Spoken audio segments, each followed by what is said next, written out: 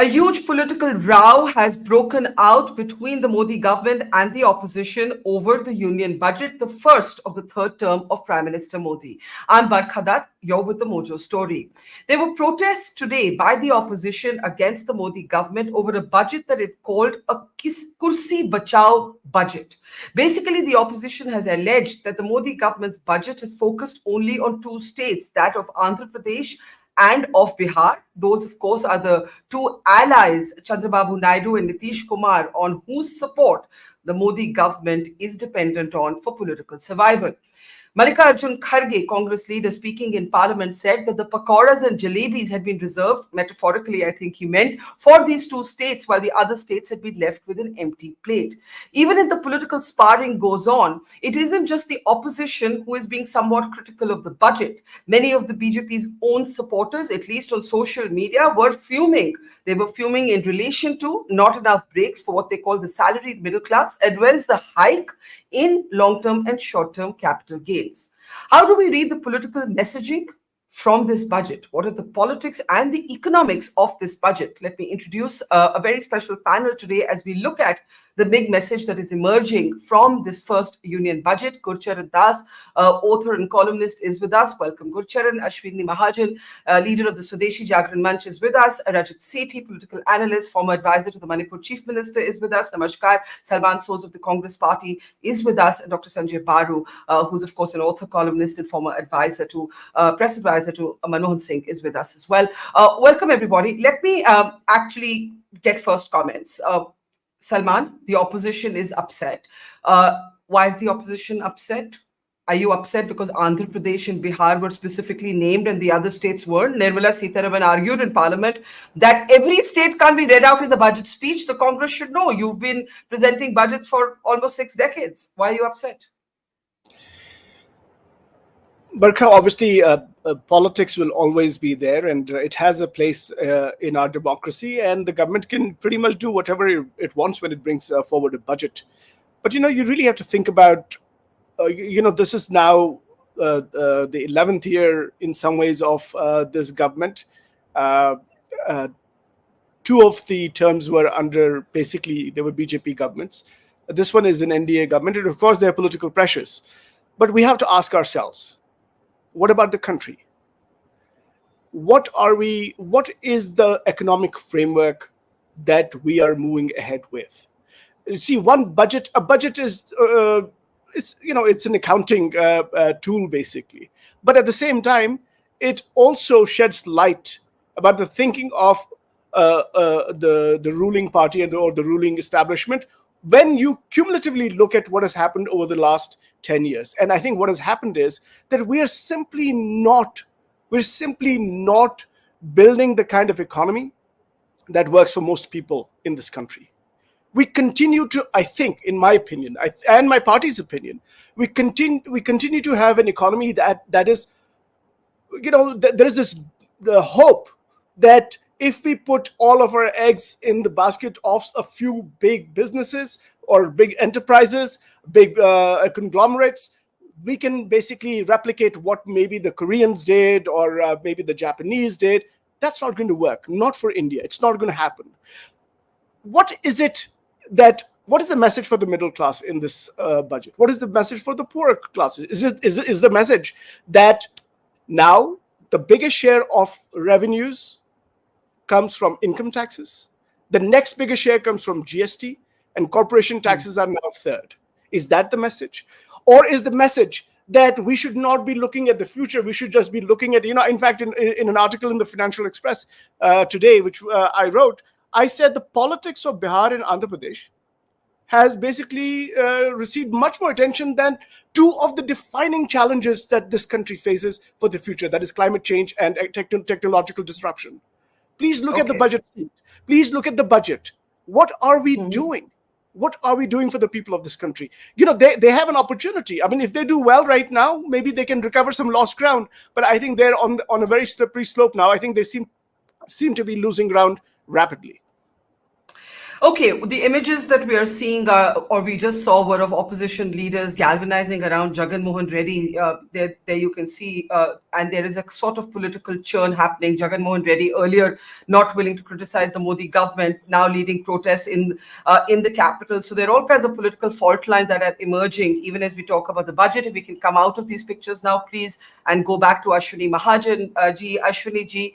So the Swadeshi Jagran Manch is an ideological affiliate of the BJP, but not always on the same page. You have often differed with the BJP when it comes to economic policies. How do you see the budget? Do you believe that it's a kursi bachao budget? Do you believe that there has been disproportionate attention on two states? Do you agree with the increase in short-term and long-term capital gains?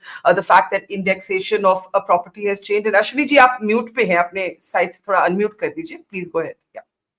Ji, I don't think the kind of message the opposition which is trying to give that this is Kursi Bachao budget. Actually, I think government could not have done better than this, given the problems being faced by the economy. As we all understand, after the 1991 new economic policy, we had been facing jobless growth throughout. Even Prime Minister Manmohan Singh ji has also said time and again that this is a jobless growth. So we need to create more jobs. Jobs can be created only by either by self-employment or by the salaried employment. In both these fronts, I've been meeting many corporates, and they have been saying, we are facing the problem that we are not getting the right people for the right job. So the way forward is that our unemployable youth could be made more employable, and this was the task which has been taken up in this. And but do you believe the budget is focused on that? Because it talks about internship, but it doesn't actually talk about jobs at the same scale, Ashwini ji. That's what I'm saying. Employability is the major problem, as you understand, because today youth is not employable as corporates and the employers say. So to make them more employable, this is one. Secondly, time and again, this is that the Andhra and Bihar has been given.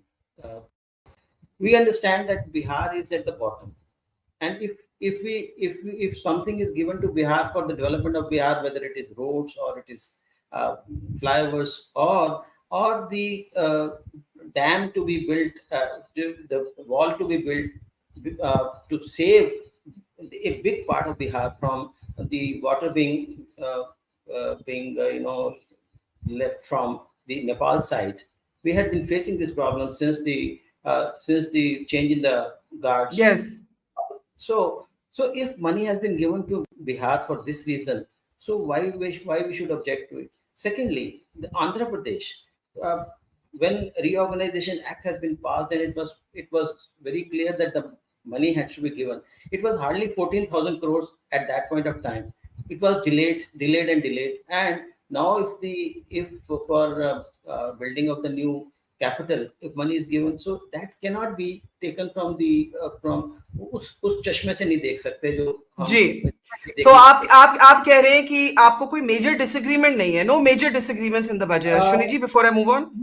Yeah. In fact, I am happy for the equalization of treatment to the foreign investors and the Indian investors by tweaking this capital gain tax. So I have met many people in the past who have always been saying that there is no level playing field for the domestic investors and the foreign investors, and the foreign investors having all the law, so all the benefits. Right. Therefore, I think this budget seems to be in the right direction in this regard. So let me just bring in Rajat, because Rajat, even though you have worked with BJP governments of late, you have been saying that the BJP needs to speak a language that young people in particular need to understand, and that communication needs to be much better. In terms of communicating to the young, Do you think the budget succeeded, or do you think the budget is not material to young people? And in that case, what about jobs? What about unemployment? What about the fact that the major challenges before the government today, in terms of agitations, concern students and jobs? UPSC, NEET, and Agniveer. Rajat? So I agree with you that there is some kind of a realization that has sunk in the government that yes, jobs is a problem. That realization in itself, is half the battle won by the BJP. The economic survey said that though the unemployment rate is at around 4%, but youth unemployment rate is 10%. That is what the economic survey said. So clearly, it is the young who are desperate to look for aspirational jobs. Even the jobs that are available, if you look at formal jobs, it is only 20%. There is almost 50% which is self-employed, self-employment related jobs, and the remaining around 30 odd percent are labor-related jobs. Now, neither is self-employment nor the labor-oriented jobs aspirational in nature. So essentially, only the 20% of the youth workforce is having some kind of a formal job. And I think this was the thing which was sort of nudging the government to include a line item around youth and jobs. I have not seen any other budget historically wherein a dedicated line item and a dedicated spending budget of around 2 lakh odd crore rupees has been earmarked exclusively to nudge the corporate India to induct the youth of this country into the formal setup. Government has said that if you do the EPFO registration, we will come in and add 3,000 rupees in EPFO contribution. Government's point of view is we need to create more aspirational jobs which are formal in nature, not do this tom-tomming around self-employment alone. That they have done for 10 years and it has not swung the narrative in its favor at all. And this is what I have been maintaining, that Eastern India, states like UP, Bihar, West Bengal, Odisha do not think about entrepreneurship and self-employment with the same level of prestige, perhaps, that they associate with a formal job. Entrepreneurship is a very Western India thing because there has been so many success stories and role models in the society, which is not there in UP and Bihar. Therefore, a youngster from UP and Bihar still languishes for those kind of jobs, and this is why you see so many people. So you're mostly pleased with the budget? Mostly? See, this part, youth part is addressed, but I do not think the political part is addressed. See, here is a budget. Nirmala Madam will be presenting another budget in another 6 months' time. So this budget, the intent of this budget was, of course, there is nothing major fixed, major thing that needed to be fixed, but largely the narrative had to be fixed in this budget. The farmers would be again heading towards agitation. This is what the opposition is all about. They want people on the street, and they are, they are not mincing words around it. They want people on the street. They will ensure that narrative control of the BJP is no longer there. Why did more populist measures were not taken, especially when you had like a truncated budget for a shorter period of time, where you could have peddled more populist? So let me jump in. You think the budget was not political enough, in a sense, addressing the sort of new dynamics of power? 100%. I mean, if you're giving 6,000 rupees to the farmers, and you announced that in 2018, where is the indexing around inflation? You should have at least ensured that there is an upswing in the PM Kisan budget allocation. You did not do that. So how are you trying to ensure that the farmers of our country are able to meet the input costs, which was the real realization that the government had in 2018? This is why PM Kisan was brought in. Therefore, the allocation should have gone up. That constituent was not addressed effectively, and you will see them on the streets. Another thing is around, falling into the trap of, keeping the fiscal deficit as the only plain straight-jacketed agenda. Here you had enough elbow room. The subsidy budget of the government has steadily come down. It is 1.4% of the GDP. It is rock bottom. So you had enough fiscal elbow room to actually press the pedal and create subsidy 2.0, because Modi ji is going out on rallies and he's promising that I'm going to reduce the cost of cylinders, LPG cylinders, below 500 rupees. That was the poll promise. So if you have to do that, this was the time to do it. So I was Okay. expecting a subsidy 2.0 regime to come in and cover the political So gaps that were left behind. So in other words, your difference of opinion is more political. You believe the budget was a missed political opportunity, given the new realities, given the new Change aggressive the narrative, opposition. yes. Yeah. Okay, Dr. Baru, please go ahead. There's been a lot of focus among BJP supporters on the tax regime. While Nirmala Sitharaman argued that those under the new tax regime would save 17,500 rupees, the counter argument and angel tax has been abolished. There's been a lot of talk about the indexation of property, which I don't understand very well. So upfront, I'm confessing to that. But I do understand the hike in short-term and long-term capital gains. There's BJP supporters seem to be fuming about that. What do you say? Well, I mean, a section of their supporters, the urban A section. rich, who are investors in the stock market, and there is an Yes. element of redistribution of income as a consequence of these changes. I don't see anything wrong in those who are investing in the stock market, in mutual funds, in stocks, etc., sharing a bit of that money to fund some welfare programs. That's the kind of redistribution that budgets should be doing, and that's all right. So you don't disagree? You don't disagree with the hike? No, I don't disagree with the hike. I mean, look, if those Okay. who have money in mutual funds, if we are asked to pay a little more in order to finance some program that will help farmers or the poor, well, that's a good thing. I don't think I would not have a problem with that. But that's not the issue. First of all, don't forget, the reason why the opposition calls this a Sarkar or Kursi Bachao budget is because the finance bill is the only bill which, if it voted out, would bring the government down.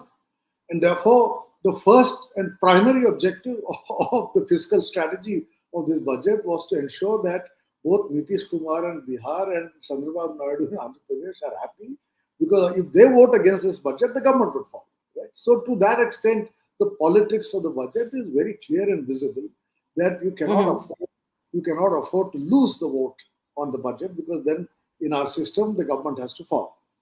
Having said that, I have a larger problem. Every budget tinkers a little here, a little there. This is kind of stuff that finance ministers have done forever. But I think this is the beginning of a new term. And I at least was expecting a statement of policy that would tell us how we would get from an average of the last 4 or 5 years of 4 to 5% average rate of growth post-COVID period back to the trajectory of that Manmohan Singh set of 8%. 8% is the kind of rate of growth India requires to be able to generate employment, to generate revenues required for redistribution, revenues required for defense, national security, etc., etc. Many people have done the math. We have done the math in the past. And it was generally agreed that a country like India, if it grows at 8% real GDP growth, 6% inflation, 14% nominal growth, then that is the kind of trajectory we should be on. That is the trajectory we were on during UPA 1, certainly from 2003, the last year of Vajpayee, to 2012, for almost 9 years. 6% inflation, 8% GDP growth. And I don't see any vision today to return to that 8% growth. We are satisfied with 6.5. And we are hoping that we can manage 7. So what is the growth strategy? At least in the first year of a 5-year government, that is what the government will last its 5 years, one would have liked at least a statement of a vision for the future. I can understand that 6 months down the road you'll get another opportunity. But this is not like 1991, where Manmohan Singh had to write his budget speech within a month and then 6 months later had another bigger statement. Yeah. This is a government that's been in office for 10 years. So they had all the time. They had all the time to think long term.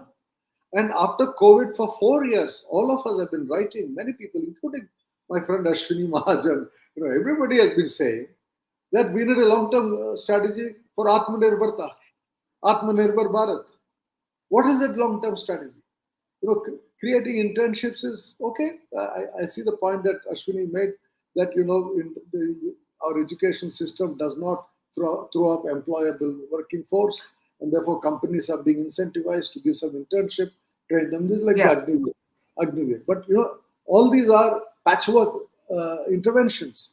The long-term intervention has to be to promote industrial development. I'll end this initial thing drawing attention to what I regard as a very, very good, well-written economic survey. One of the things in this country in the past, the economic surveys were always written by independent-minded economists. It's not always happened in the last 10 years, but this year, Anant Nageshwaran has written a very good economic survey.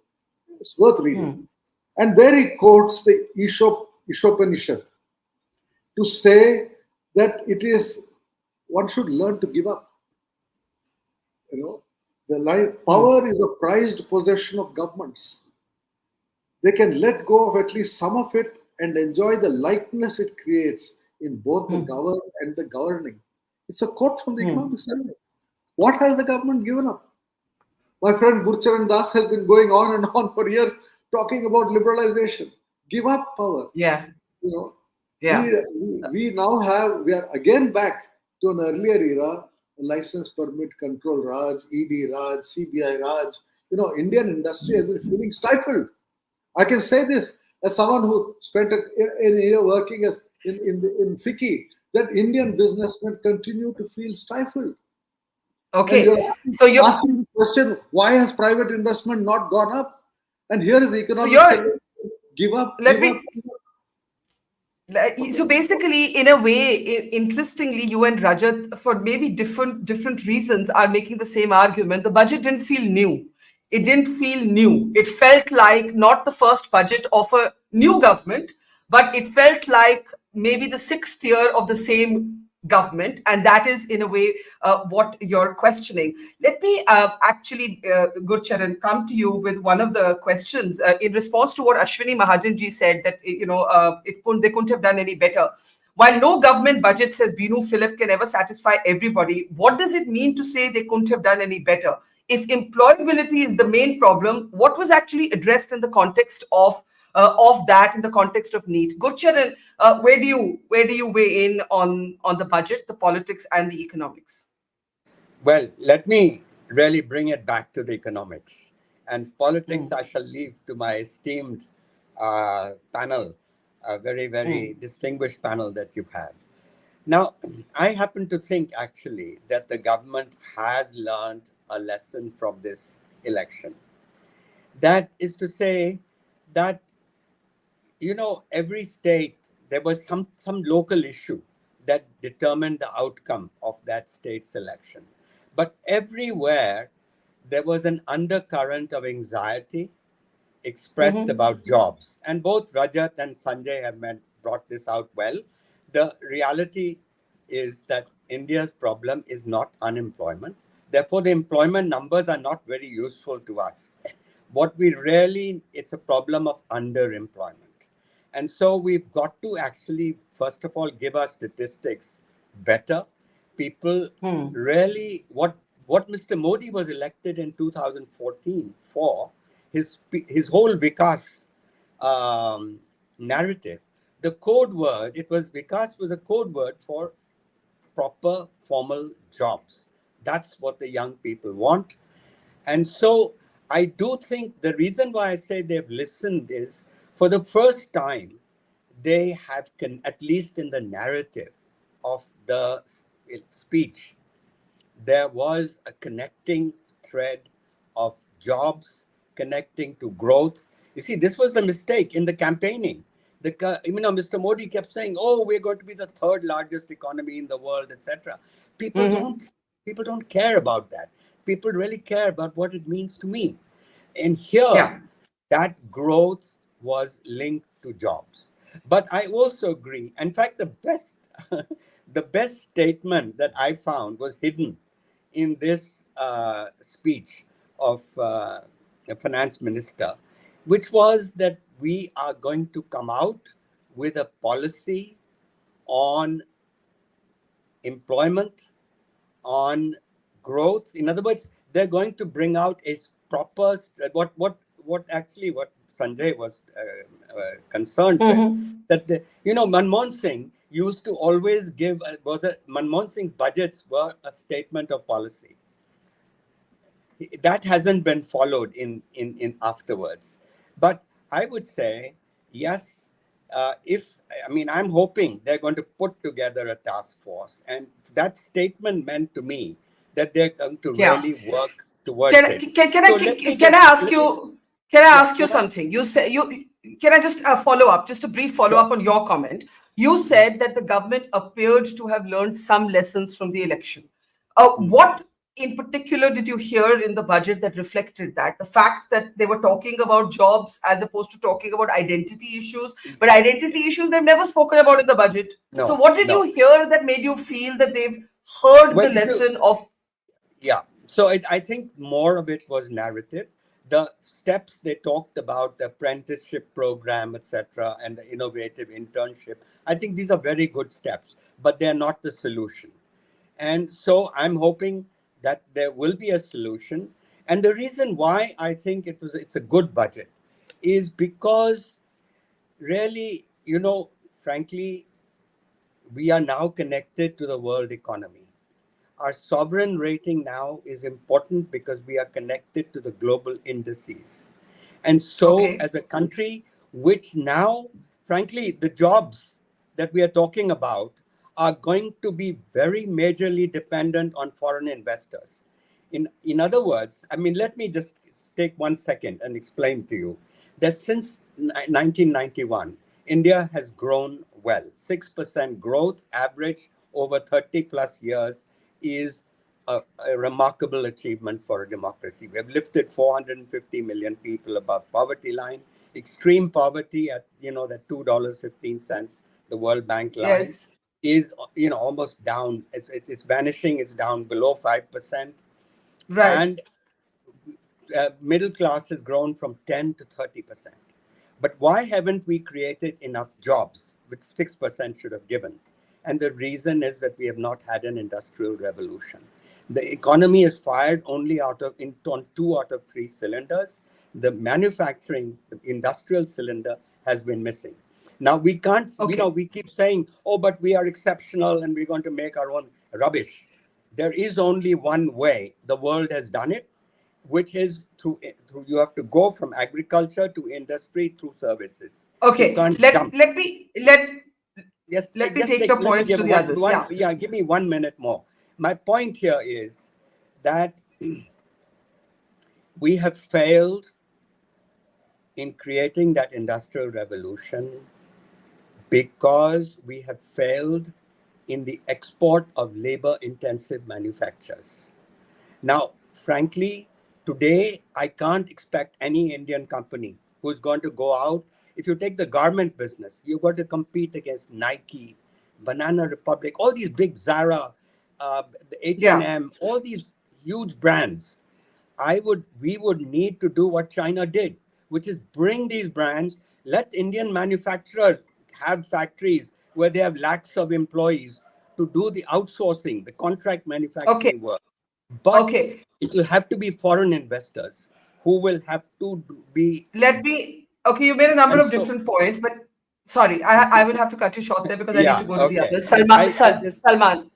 Yeah, I got the gist of what you're saying, Salman. Gurcharan says overall decent. Rajat says youth has been addressed. There's an acknowledgement of the employment issue. That's an improvement. It's the politics, that is missing. Chidambaram said, hello, Nirmala, thank you for copying us. That's somewhat of a compliment then that certain things have happened right in the budget. If you're saying they've been taken out of the Congress manifesto, you're effectively also saying the budget has done well on some issues like the angel tax, for instance. And why not, Barkha? Because every budget has some good things and some not so good things. And in my own article today, I acknowledged that decriminalizing things like delayed TDS. Of course, we should not criminalize things that are civil matters. So I think there are things, and the employment-linked incentive scheme. It was in the Congress manifesto. We'll see what the government does with it. Ultimately, the devil lies in the details. But there are certain things that worry me, and those are things that narratives cannot fix. I think I disagree with Rajat. They don't have a narrative problem. They have a substance problem. if you read Anant Nageswaran's preface to the economic survey, and he's a good guy, and I really like him, very capable. The survey basically makes the argument that because we're talking about jobs, the survey makes the argument that this is not a structural issue. This is not a structural issue. The consensus view that I kind of come across, or maybe I have, I'm meeting the wrong people, is that India has a structural unemployment problem. Now, if you look at, you see, we should not focus on, and Gusharan Das is absolutely right, we should not talk about unemployment per se. And by the way, I heard you on Milan Vaishnav's podcast. Excellent. I got your book before I heard you on that podcast, so I'm reading it. Don't be so lonely. You're not lonely in that sense. So there are a lot of liberals around. But if you look at labor force participation rate of India and compare it to the global average, we are 10 points below that, and this has been like that for ages. This is not a Narendra Modi or Manmohan Singh thing. If you compare us to China, we are 20 points below them. This is not 20% below them. This is not 10% below the global average. This is 20 percentage points. If we had to reach the global average, Barkha, of employment, of labor force participation, we would need to create 118 jobs today. You wanted a new government to stand up in parliament in its first month and say there's a structural problem with the economy. Let's be fair, no government would do that, not even yours. No, I'm not saying that. Nobody has to say that. The BJP has enough problems of its own. I'm not suggesting to them that they should say that we have problems and there's a structural. What I do want them to do is to level with the people of the country and say we have problems in the country. Unemployment, let them say everybody knows unemployment is a problem. Say unemployment is a problem, but we will have a framework. By the way, the employment-linked incentive scheme, which was in our manifesto, or the internship part, which was also in our manifesto, these are not going to solve all of this. These are big issues, right? And it'll take a long time, but there has to be some roadmap, something that we can latch on to say, yeah, this is good, we can maybe work with this. Okay, Rajat. And by the way, this is going to get more difficult, Barkha. What we are seeing right now, what we've seen for the last 20, 30 years, this is going to become more difficult because of, no surprise, climate change. No surprise, technological disruption. There is nothing about it. You can't say we're going to have energy transition and we can have we'll do some R&D on I hear you. I think you and Dr. Balu are making. I feel bad for them. Maybe they're not thinking straight. I don't know what it is. I'm going to try and protect them from Rajat. Rajat feels that this is a narrative problem. Rajat, no, it is not a narrative problem. It's a substantive. Okay, let's bring Rajat in. Rajat, what is the political narrative that you would have liked to see in the budget that was missing? Viewers would be taken for a ride if they believe that all the prudence around economic thinking is with the Congress party. If you have to imagine and understand and learn about their economic prudence, all you have to do is to peep into their states. You will see a whole massacre of every economics lessons that you can learn. You will have to unlearn looking at those states. So, I mean, on a serious note, what has happened systematically is that government has, first of all, it has done a class balancing act. It has ensured that there is fiscal prudence, and along with that, very bare minimal subsidies. It could have gone up. It could have fallen into what I believe sort of a compulsory trap. But government steered away and said that no remedies whatsoever. But good economics for center, all the bad economics has now been pushed to the states. So states have to do all the cash transfers. Look at Maharashtra. Maharashtra government was reeling, and they came out with this Lake Ladla scheme of 50,000 crore rupees of cash transfer. I used to lament the fact that Telangana Congress government, when it was sworn in, they were sworn in on the promise of giving gold coins to families, to women members of the families. I mean, this is grotesque and completely bizarre economic policies. I wish that Salman Soz ji goes and speaks to the finance ministers of the respective states. Look at Karnataka. The entire state has been rendered bankrupt literally. Look at Tamil Nadu. Kerala government had to go to the Supreme Court to beg for more funds because the states are bankrupt.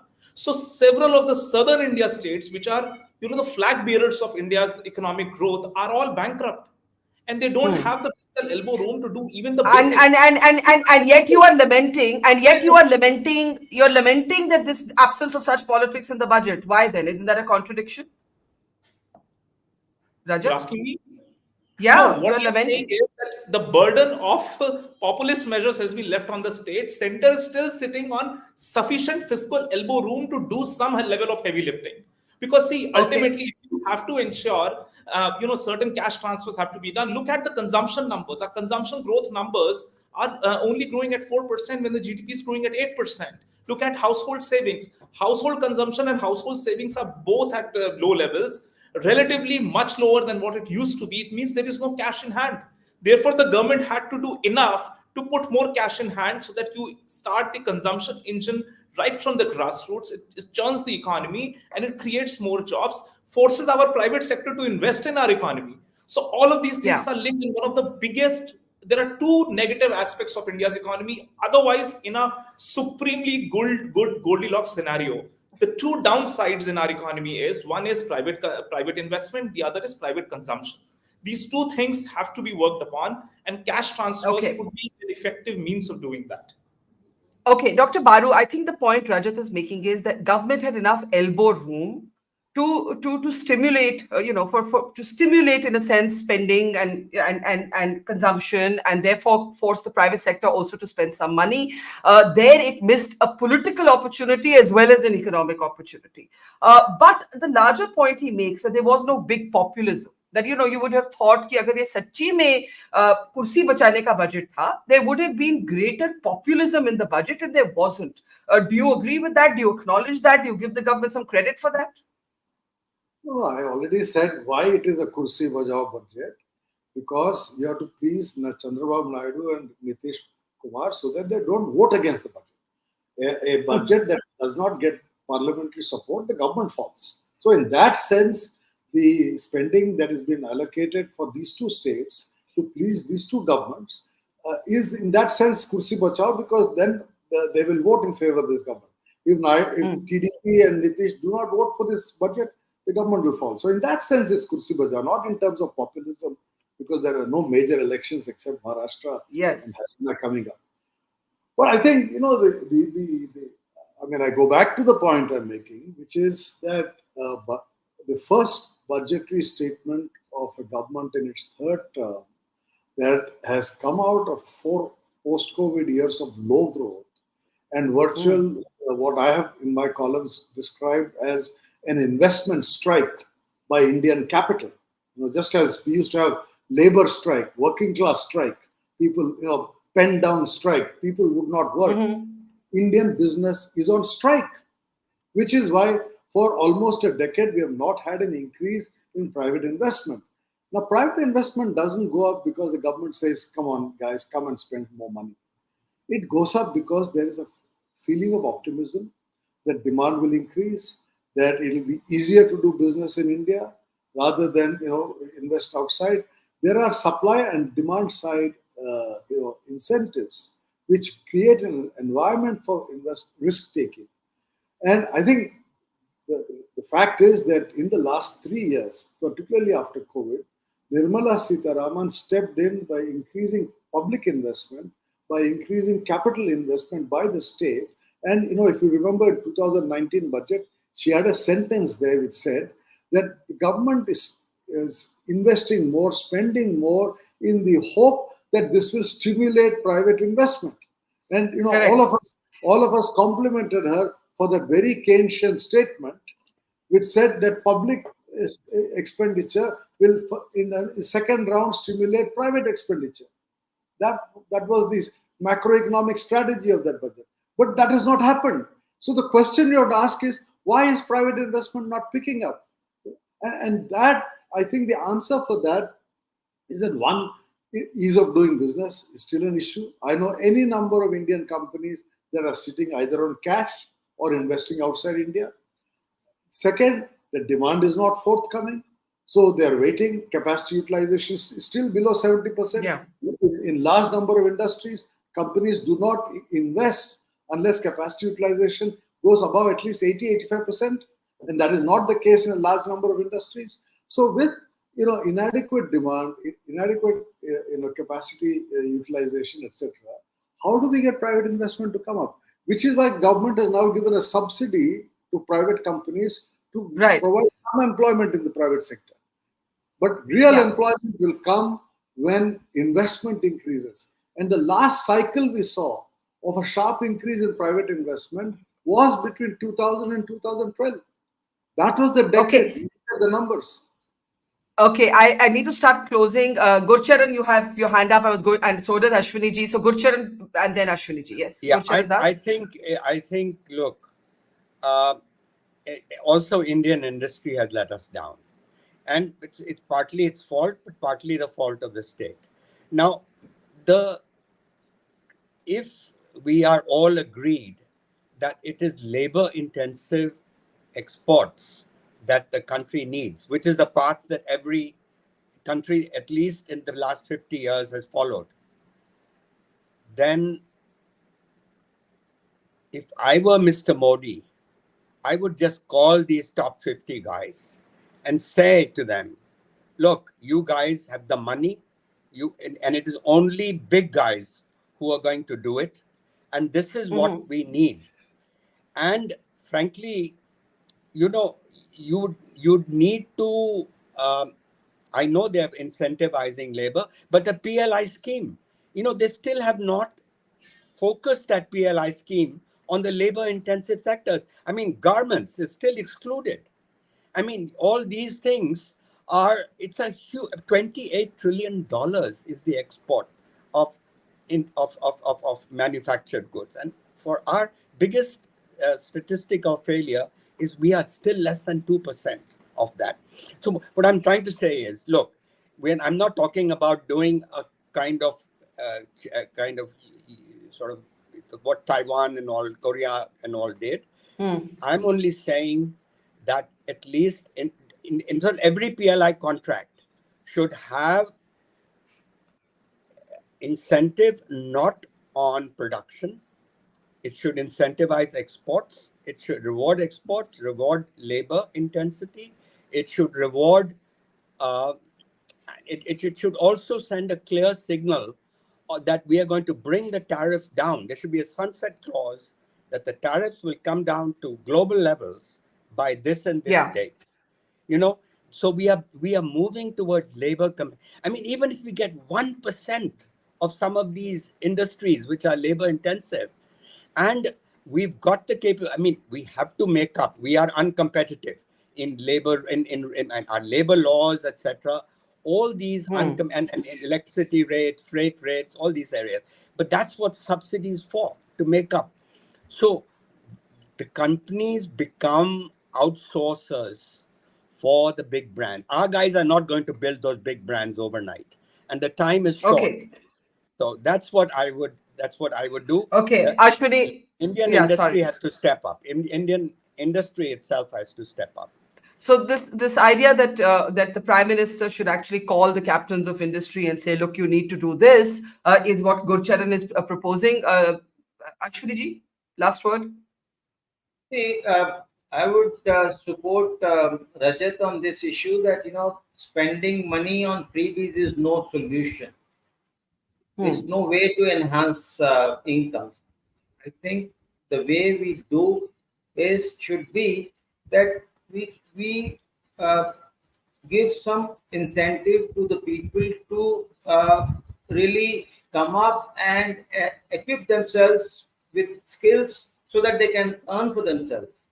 And I will come to that point on what Sanjay was saying, that capital expenditure by the government and in fact this capex is more like it's inviting more of private investment as well. And I don't agree with this point that private investment is not forthcoming. In fact, in the economic survey, it is said that it is about 19.9% growth in the private investment, 20% plus growth in the capex by the government, and both hand in hand working together to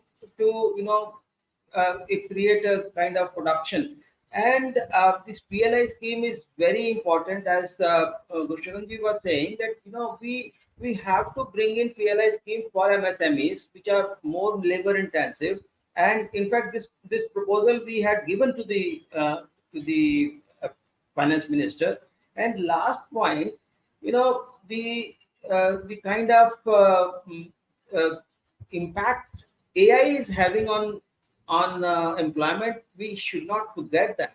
And in fact, economic survey has accepted this fact and has given this point that this AI is impacting, the robots are impacting our jobs. So we need to do something about it. We had given a proposal. If I'm not wrong, the Swadeshi Jagran Manch had recommended a robot tax. Yeah. So anything of that kind, so that we can at least address this issue, because it is neither from the Congress nor from the BJP. This issue is coming from the technology. So let us try to solve it. Absolutely. Dr. Baru, I'm going to give you 30 seconds and then I do have to close. Sanjay. Oh no, I've said whatever I have to. Thank you for giving me this. That's a rare speaker who doesn't take his last 30 seconds. We leave it there. Thank you, Dr. Baru, Gurcharan Das, Salman Soz, Rajat, Sethi, and Ashwini Mahajan, and to our audience as ever, and see you tomorrow. Bye-bye. It's great to see you here. Thank you for watching our work. If you haven't subscribed yet, don't forget to click the bell icon and subscribe to Mojo Story and support independent, robust journalism.